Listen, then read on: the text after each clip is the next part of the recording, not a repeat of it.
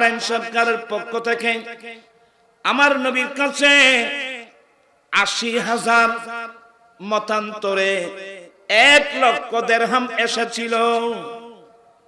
হযরতে বেলাল বলেন, নবী গো, বাহরাইন সরকারের পক্ষ থেকে একটা মোটা অঙ্কের অনুদান আসছেন।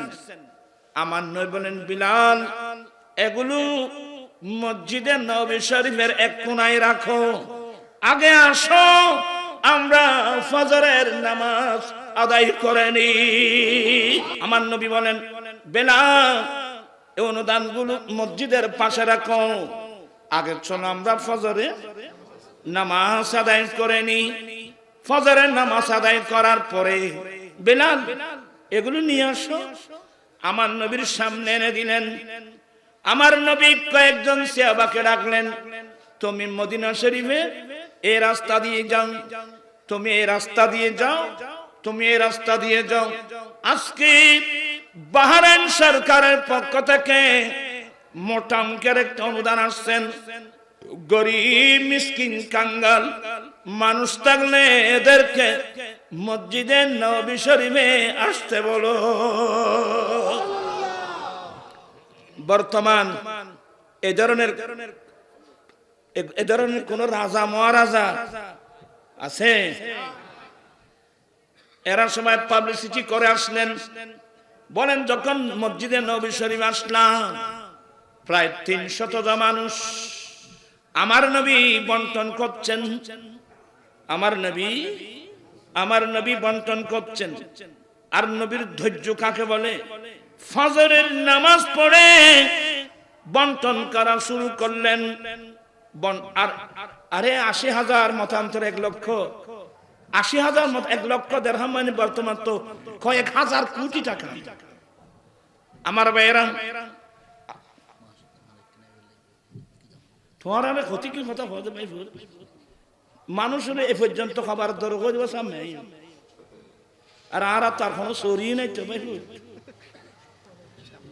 মানুষের বিবেকান্ত ধরে আমার সামনে জায়গা আছে, আমি দেখতেছি। আলসিয়া দেবে, আলসিয়া আছি, তারা দেব না পশ্চিম জায়গা খালি আছে দিয়ে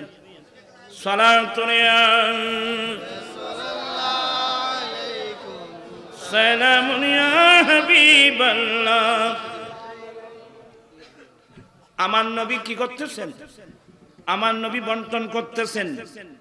বন্টন করতে করতে করতে করতে জোহরের রক্ত হয়ে গেল।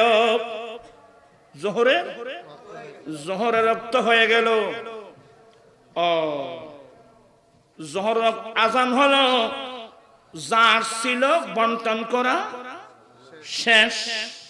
আসো, জোহরের নামাজ আদায় করেনি। আমার দেন নবী জোহরের নামাজ আদায় করার পরে সাহাবা একরামদেরকে সামনে নিয়ে দাঁড়ালেন। একজন সাহাবা দাঁড়িয়ে গেলেন, ইয়া রাসূলুল্লাহ, ইয়া হাবিবাল্লাহ, আমার বাড়ি মদিনা শরীফের একটু দূরে, সংবাদ পেতে দেরি হয়েছে, আসতে দেরি হয়েছে। ইয়া রাসূলুল্লাহ, আমার ছেলে মেয়েরা ২-১ দিন উপবাস থাকলে একটা আমাকে অনুদান দিন। আচ্ছা, আমরা হলে কি বলতাম, বাবা তুই এত আমি কিনলে দিন তো জোরের আগে শেষ হয়ে গিয়ে। কিন্তু আমার দয়াল নবী বলছেন, আনা মদিনাতুল ইলমি ওয়া আলিয়ুম বাবুহা, আমি নবী এলমের শহর, এই শহরের দরওয়াজা আলী। আনা দারুল হিকমতে ওয়া আলিয়ুম বাবুহা, আমি বিজ্ঞানের ঘর, এই ঘরের দরওয়াজা আলী। আমার নবী বলেন, বুইস্তু মুআল্লিমা, আমি শিক্ষক হিসেবে প্রেরিত। যেই নবী সারা পৃথিবীর শিক্ষক, এই অবস্থার মধ্যে সাহাবা একরাম আমার নবীর চেহারা দিকে তাকিয়ে আছে। আমার নবী কি উত্তর দেয়? একটু মনোযোগ আছে। আমার নবী কি উত্তর দিলেন? অত্যন্ত একেবারে ভালোবাসা মোহাব্বতের লাহাজায়, সাহাবা, বাজারে তোমার কোন পরিচিত সওদাগর আছে? বাজারে তোমার কোনো পরিচিত সওদাগর আছে? ক্বালা নাম, হ্যাঁ ইয়া রাসূলুল্লাহ, বাজারে আমার পরিচিত সওদাগর আছে। আমার নবী বলেন, তুমি এখন যাও, সওদাগরকে বলবা তোমার পরিবারের জন্য যা কিছু লাগবে মালগুলো দিতে, যতগুলো মূল্য আসবে আমি নবীর নামে খাতায় লিখে রাখতে বলবা। আল্লাহু আকবার। সিদ্দিক ফারুক আজম বলছেন, নবী গো, আল্লাহ তো আপনাকে কষ্ট দেয় নাই। খরচ, এটা তো খরচ করে দান করার মতো, আল্লাহ তো খরচ করে দান করার জন্য বলেন নাই। ফারুক আজমের কথাটা আমার নবীর পছন্দ হয় নাই। একজন আনসারী বললেন, ইয়া রাসূলুল্লাহ, আপনি আপনার ইচ্ছা মোতাবেক দান করতে থাকেন, আল্লাহর জনবান্দার ক্ষমার ভয় করবেন না। আমার ভাইরা, আমার দয়াল নবী আজওয়াদুন নাস। এবার আমার নবী একটা হাদিস বলছেন, ইযা মাতাল ইনসানু ইনকাতা আনহু আমালুহু। মানুষ যখন মারা যায়, মানুষের আমল বন্ধ হয়ে যায়। আজকে আপনারা মাহফিলে আসছেন, মারা গেলে আসতে পারবেন? মানুষ যখন মারা যায়, মানুষের আমল বন্ধ হয়ে যায়। কিন্তু তিন প্রকারের মানুষ আছে, তিন প্রকারের মানুষ, তিন প্রকারের মানুষ এমন আছে, এরা মারা গেলেও তাদের আমলনামা কিয়ামত পর্যন্ত চলতে থাকবে। এক নম্বর, ইল্লা মিন সালাসা, ইল্লা মিন সাদাকাতিন জারিয়া। এক নম্বর হলো যারা ডান হাতে বাম হাতে দিনে রাত্রে আল্লাহর রাস্তায় দান করে, এমন দানি মানুষ মারা যাবে ঠিকই, কিন্তু তাদের আমলনামা কিয়ামত পর্যন্ত চলতে থাকবে। এবং আমার নবীর বড় গুণ আজওয়াদুন নাস। আমার নবী মানব জাতির মধ্যে সর্বশ্রেষ্ঠ দানী। আমার দয়াল নবী, আমরা সেই নবীর নবী, আমার নবী যেমন দানী, আমরা উম্মত হব কি দানী? আমরা কি বখিল হব না সখী হব? আমরা কি কৃপণ হব না দানী হব? দানী মানুষ মানুষের বন্ধু, দানী মানুষ আল্লাহর বন্ধু, দানী মানুষ আমার রাসূলের বন্ধু, দানী মানুষ ফেরেশতাদের বন্ধু, দানী মানুষ দুনিয়ার মানুষের কাছে প্রশংসনীয়, ঠিক কি না? আমার নবী বলেন, এই সাহাবা, মানুষ নিজের সম্পদকে ভালোবাসে না পরের সম্পদকে ভালোবাসে? সাহাবা একরাম বলেন, নবী গো, পরের সম্পদকে ভালোবাসে আমার লাভটা কি?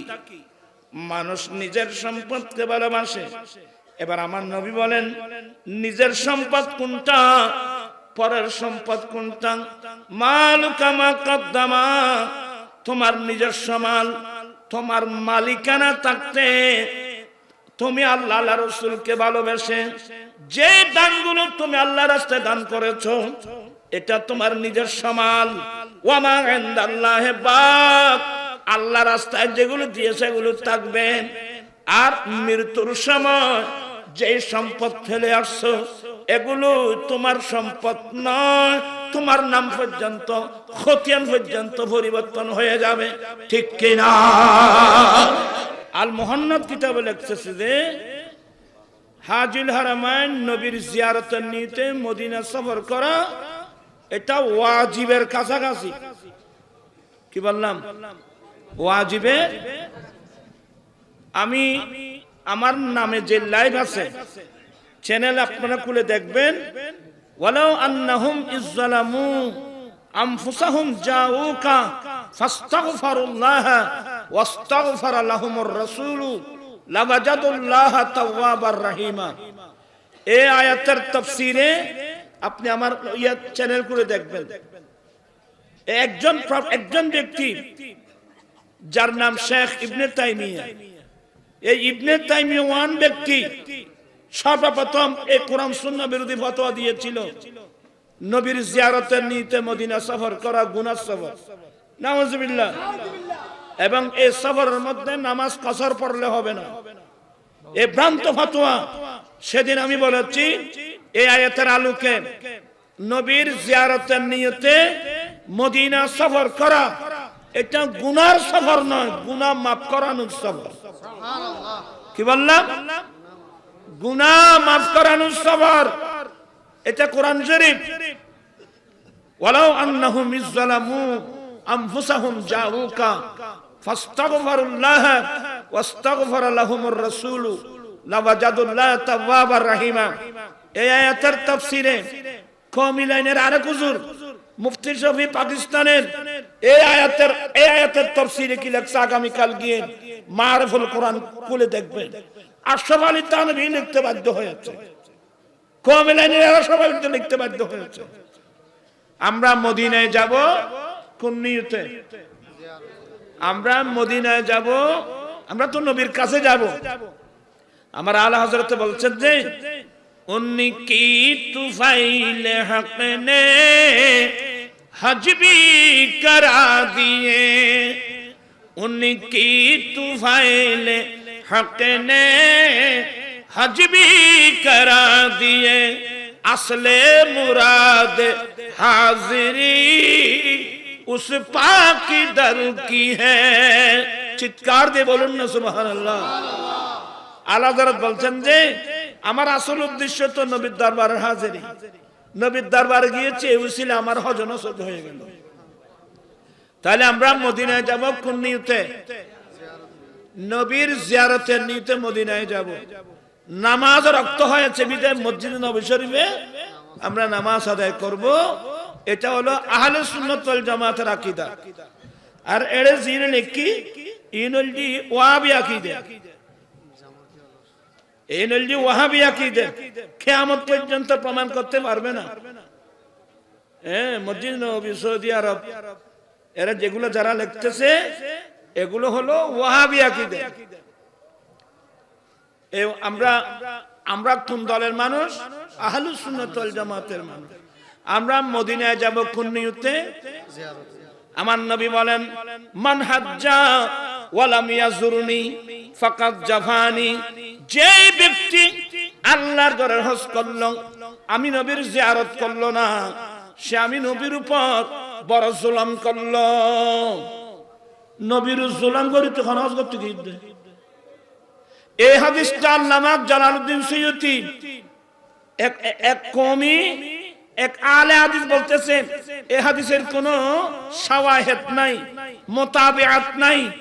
আমি ওই লাইভের মধ্যে এসে 19টা মত হাদিস বলেছে, আপনি এগুলো দেখবেন। আল্লামা জালালউদ্দিন সুয়ুতি এই হাদিসের শাওয়াহিদের মধ্যে তাওবের মধ্যে দুররুস সামিন তাফসীরে দুররে মনসুরের প্রথম খণ্ডে প্রায় 19টা হাদিস নকল করেছেন এই হাদিসের মুতাবিআতের মধ্যে। সুবহানাল্লাহ। কত কিতাব দেখছেন আপনারা আমাকে বলেন তো? এগুলো ভ্রান্ত আকীদা। কথা বুঝতেছেন? আচ্ছা আপনারা একটা কথা বলেন, সবাই শিক্ষিত মানুষ, এটা কইতে নবীর জিয়ারত নিয়ত না মসজিদে নববীর জিয়ারত। এ বলছে কি মসজিদে নববী শরীফের জিয়ারত। তা আপনারা বলবেন যে আচ্ছা পৃথিবীর ইতিহাসে যতগুলো কিতাব জিয়ারতের চ্যাপ্টার আছে, হাদিসের কিতাব, ফিকহের কিতাব, এর কি মসজিদের জিয়ারতের কথা না নবী বলি ইমানদার মুসলমানের জিয়ারতের কথা? এই মানুষে নামাজ আগরে যায় থাকে যায়। যতগুলো জিয়ারতের চ্যাপ্টার আছে এটা তো নবীর জিয়ারত, ওলির জিয়ারত, মুসলমান মুসলিম ভাই বোনের জিয়ারতের কথা। আমি কি কথা বুঝাতে পারলাম আপনাদেরকে? আমরা মদিনা শরীফ যাব নবীর জিয়ারতের নিয়তে। যেহেতু নামাজের টাইম হবে ওখানে কি পড়ব? আমরা নামাজ আদায় করব, নামাজ তো বাদ যাবে না। কথা বুঝছেন? তো এই বিষয়ের উপর আরেক সময় আমার লাইভের মধ্যে আপনারা আছে, ইউটিউবে খুলে দেখবেন, পাবেন ইনশাআল্লাহ, বিস্তারিত পেয়ে যাবেন। আর এরা এগুলো হলো ওয়াহাবি আকীদা, এগুলো আমরা সুন্নি আকীদা না। আহলে সুন্নাত ওয়াল জামাতের আকীদা হলো আমরা মদিনা যাব, কার কাছে যাব? আচ্ছা আমি একটা হাদিস পড়ি, তো মুসল্লি তো সহ্য করছি জবাব দি, ইন্নাল ঈমানা লা ইয়ারিজু ইলাল মাদিনা কামা তারিজুল হাইয়াতু ইলা জুহরিহা। অপর হাদিস আমার নবী বলছেন, মান ওয়াজাদা সা ফালইয়ামুদ বিল মাদিনা। অসংখ্য হাদিস ওলামায়ে আহলে সুন্নাত যুগ যুগ ধরে এই সমস্ত বিষয়ের উপর মুদাল্লাল বয়ান দিয়েছেন। আমার আলা হযরত তো কত কিতাব লিখে দিয়েছেন। তো অতএব এই তোরা এনি তারা ওই কেন বুঝো তারা কলমাও তো আনে ভাব, এর কলমাও তালাশ করে ভাবছে না। আরেকজন বলতেছে কলমা এক লাইনে লেখা, শিরিকের পর্যায়ে পড়ে। এটার উপর আমি কয়েক মাহফিলে বলেছি। ইমাম আল-আযম আবু হানিফা রাহমাতুল্লাহ বলছেন, আমার দয়াল নবীর হাদিস হযরত আব্দুল্লাহ ইবনে উনাইস রাদিয়াল্লাহু তাআলা থেকে হাদিস নকল করেছেন। আমার রাসূল বলছেন যে রাআইতু ফি আরিদিল জান্নাতে সালাসাতা আস্তুরিন মিন যাহাবি আহমার লা বিমাই যাহাব। আমার নবী বলেন, আমি জান্নাতের কোণায় তিনটি লাইন লেখা দেখতে পেয়েছি। কি দিয়ে লেখছে? স্বর্ণের পানি দিয়ে নয়, পিওর খাস লাল স্বর্ণ দিয়ে তিনটি লাইন লেখা দেখতে পেয়েছি। আসসাতুল আউয়াল লা ইলাহা ইল্লাল্লাহু মুহাম্মাদুর রাসূলুল্লাহ। আহলুস সুন্নাত ওয়াল জামাত এমন একটা দল, আহলুস সুন্নাত ওয়াল জামাতের কোন আকীদার মাসলা কিয়ামত পর্যন্ত কোন মৌলবী রদ করতে পারবে না। আল্লাহ পাক আমরা সবাইকে আহলুস সুন্নাত ওয়াল জামাতের আকায়েদের উপর অটল থাকার তৌফিক দান করুন।